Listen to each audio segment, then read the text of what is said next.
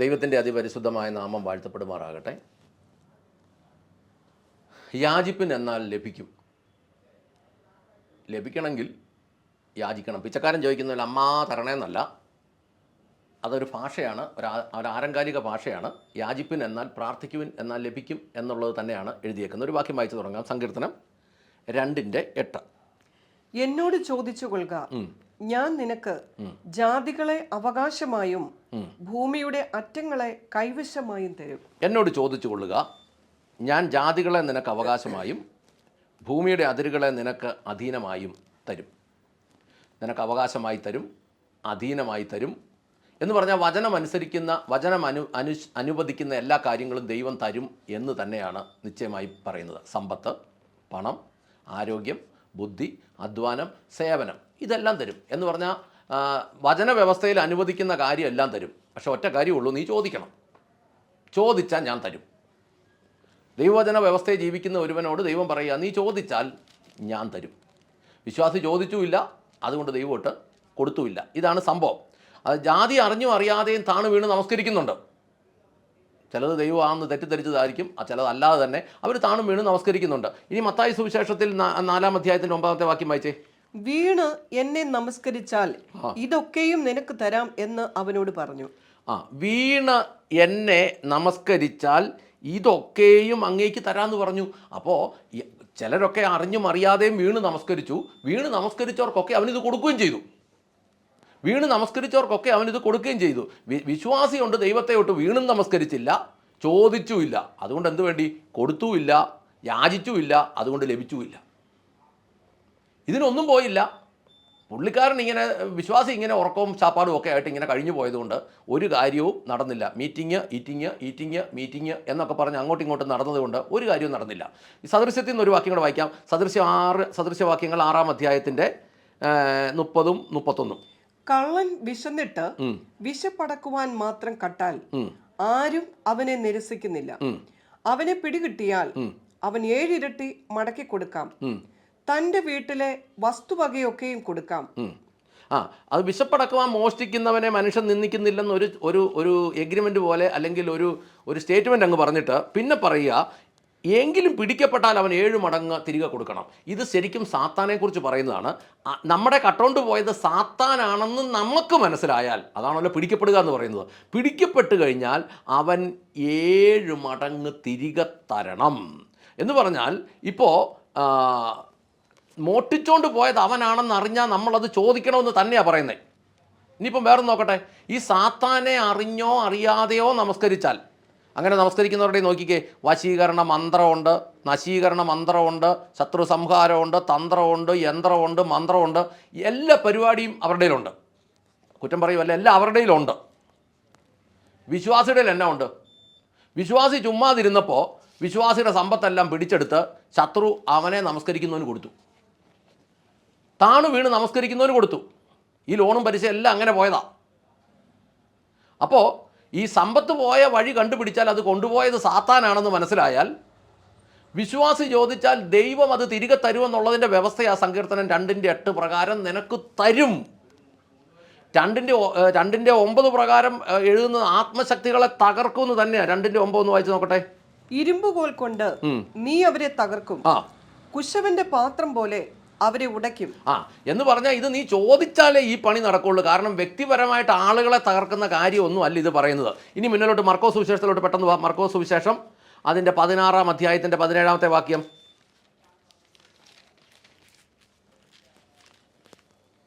വിശ്വസിക്കുന്നവരാൽ ഈ അടയാളങ്ങൾ നടക്കും.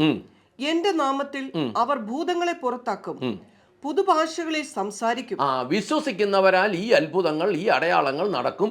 എൻ്റെ നാമത്തിൽ അവർ ഭൂതങ്ങളെ പുറത്താക്കും, പുതിയ ഭാഷകളിൽ സംസാരിക്കും. അവിടെയാണ് പ്രശ്നം. ഇപ്പം വിശ്വാസം ഉണ്ടോ ഇല്ലയോ എന്നുള്ളതാണ് വിഷയം കിടക്കുന്നത്. ഇനി പുറകോട്ട് വന്നാൽ മത്തായി 28 വന്നേ. മത്തായി 28-ന്റെ 18-ഉം 19 പെട്ടെന്ന്. അത് വായിക്കുന്ന ഇങ്ങനെയാണ്. പിന്നെ യേശു അവരുടെ അടുക്കൽ വന്ന് പറഞ്ഞു, സ്വർഗത്തിലും ഭൂമിയിലുമുള്ള സകല അധികാരവും എനിക്ക് നൽകിയിരിക്കുന്നു. അതുകൊണ്ട് നിങ്ങൾ പോയി പിതാവിൻ്റെയും പുത്രൻ്റെയും പരിശുദ്ധാത്മാവിൻ്റെയും നാമത്തിൽ സ്നാനം കഴിപ്പിച്ചും ഞാൻ നിങ്ങളോട് കൽപ്പിച്ചതെല്ലാം അനുസരിക്കാൻ ഉപദേശിച്ചുകൊണ്ട് സകല ജനതകളെയും എൻ്റെ ശിഷ്യരാക്കിക്കൊള്ളുവിൻ, ഞാനോ യുഗാന്ത്യം വരെയും എപ്പോഴും നിങ്ങളുടെ കൂടെ ഉണ്ടായിരിക്കും. അപ്പോൾ അവിടെ എഴുതി വച്ചിരിക്കുന്നത് സ്വർഗത്തിലും ഭൂമിയിലുമുള്ള സകല അധികാരവും എനിക്ക് നൽകിയിരിക്കുന്നു, അതുകൊണ്ട് നിങ്ങൾ പോയി. ഈ അതുകൊണ്ട് എന്നതിൻ്റെ അർത്ഥം സ്വർഗത്തിലും ഭൂമിയിലും യേശുക്രിസ്തുവിന് കിട്ടിയിരിക്കുന്ന സകല അധികാരവും കൊണ്ട് നിങ്ങൾ പോവിൻ. ഈ അധികാരം ഒരു വടിയാണെന്നുണ്ടെങ്കിൽ, ഒരു അധികാര ചിഹ്നമാണ്. ഇങ്ങനെ ചിന്തിച്ചോ, യേശു പറയുക, ഇതാണ് എൻ്റെ അധികാരത്തിൻ്റെ വടി, ഇത് നിങ്ങളുടെ കയ്യിലോട്ട് തരുന്നു, നിങ്ങൾ ഇതും കൊണ്ട് പോയിട്ട്. മത്തായി 10:1 എടുത്തേ. മത്തായി 10:1.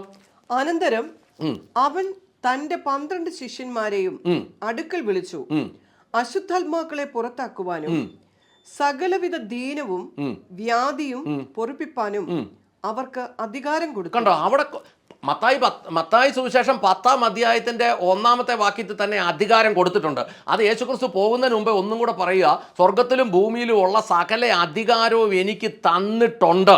മത്തായി 10:7-ലും 8-ലും പറയുന്നത്, രോഗികളെ സൗഖ്യമാക്കുവിൻ, മരിച്ചവരെ ഉയർപ്പിക്കുവിൻ, കുഷ്ഠരോഗികളെ ശുദ്ധരാക്കുവിൻ, ഭൂതങ്ങളെ പുറത്താക്കുവിൻ, നിങ്ങൾക്ക് സൗജന്യമായി ലഭിച്ചിരിക്കുന്നു, സൗജന്യമായി കൊടുക്കുവിൻ എന്ന് പറഞ്ഞാൽ ഈ കിട്ടിയ അധികാരം നടപ്പാക്കുവിൻ എന്നാണ്.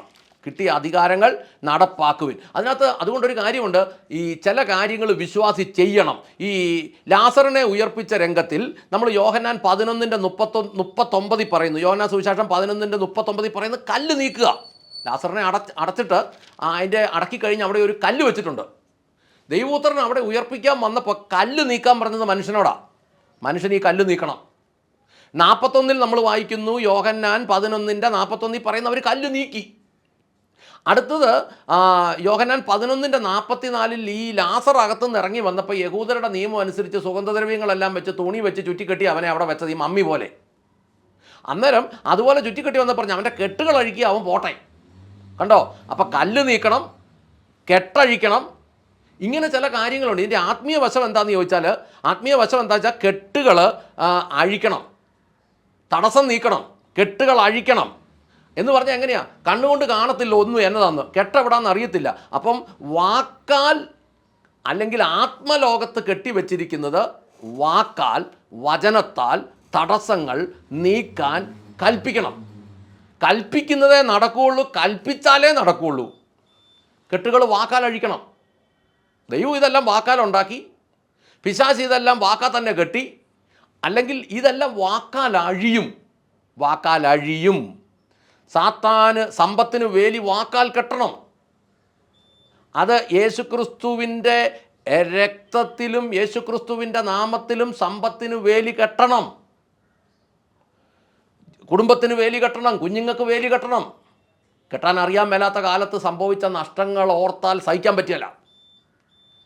അപ്പോൾ വിശുദ്ധിയോടെ ജീവിച്ചിട്ട് കൽപ്പിക്കണം, വിശ്വാസത്തോടെ ജീവിച്ചിട്ട് കൽപ്പിക്കണം. ഇത് അതിൻ്റെ കാര്യം എന്നാന്ന് ചോദിച്ചാൽ, ഈ അധികാരം കൊടുത്തു എന്ന് പറയുന്നതിൻ്റെ കാര്യം ഒന്നുകൂടെ പറയാം. ഈ രാജ്യങ്ങളിൽ, നമ്മുടെ രാജ്യത്തിലും പ്രതിരോധ സെക്രട്ടറിക്കൊക്കെ അധികാരങ്ങൾ കൊടുത്തിട്ടുണ്ട്. എല്ലാ രാജ്യങ്ങളും അവരുടെ സൈന്യത്തിന് അധികാരം കൊടുക്കും. എന്തിനാണെന്നറിയോ? അത് അധികാരം കൊടുത്തിട്ട് ഓരോ കാര്യം ചെയ്യട്ടെയോ എന്ന് ചോദിക്കുകയല്ല, പറയുന്ന കാര്യം അങ്ങ് നടപ്പാക്കുക. യേശു പറഞ്ഞു, സ്വർഗത്തിലും ഭൂമിയിലും ഉള്ള സകല അധികാരം എനിക്ക് കിട്ടി, ഞാനത് നിങ്ങൾക്ക് തരുന്നു, ഈ അധികാരം കൊണ്ട് നിങ്ങൾ പൊക്കോളുക. ഈ അധികാരം തന്നത് നമുക്ക് കണ്ണുകൊണ്ട് കാണാൻ മേല, ഈ അധികാരം നമ്മുടെ ഉള്ളത് കണ്ണുകൊണ്ട് കാണാൻ മേല, ഈ അധികാരം പ്രയോഗിക്കുന്നതും കണ്ണുകൊണ്ട് കാണാൻ മേല. പക്ഷേ ഇത് വിശ്വാസത്തിൽ നമ്മളെടുത്ത് പ്രയോഗിച്ചാൽ ശത്രു 7 മടങ്ങ് തിരികെ തന്നിരിക്കും. സങ്കീർത്തനം 2:8 പ്രകാരം ചോദിക്കണം, ദൈവം തരും. സദൃശ്യവാക്യം 6:10-11 പ്രകാരം പറയണം, 6:30-31 പ്രകാരം പറയണം, പിടിക്കപ്പെട്ടാൽ 7 മടങ്ങ് എനിക്ക് തരണം. എൻ്റെ സ്വത്തിന് സംരക്ഷണം വേണം. യേശുവിൻ്റെ രക്തത്തിൽ എൻ്റെ സ്വത്തിനെ പൊതിയുന്നു, എൻ്റെ മക്കളെ പൊതിയുന്നു, എൻ്റെ കുടുംബത്തെ പൊതിയുന്നു, ഞാനായിരിക്കുന്ന കൂട്ടായ്മയെ പൊതിയുന്നു. അങ്ങനെ പൊതിഞ്ഞു നിർത്തണം. ബാക്കി വിടുതൽ കൽപ്പിക്കണം, വാക്ക് പ്രയോഗിക്കണം. വിശുദ്ധൻ്റെ വാക്ക് ആത്മമണ്ഡലങ്ങളെ അഴിക്കുകയും കെട്ടുകയും ചെയ്യും. യേശുക്രിസ്തു തന്നെ പറഞ്ഞു, നിങ്ങൾ ഭൂമിയിൽ കെട്ടുന്നതെന്തും സ്വർഗത്തിൽ കെട്ടപ്പെട്ടിരിക്കും, നിങ്ങൾ ഭൂമിയിൽ അഴിക്കുന്നതെന്തും സ്വർഗത്തിലും അഴിഞ്ഞിരിക്കും.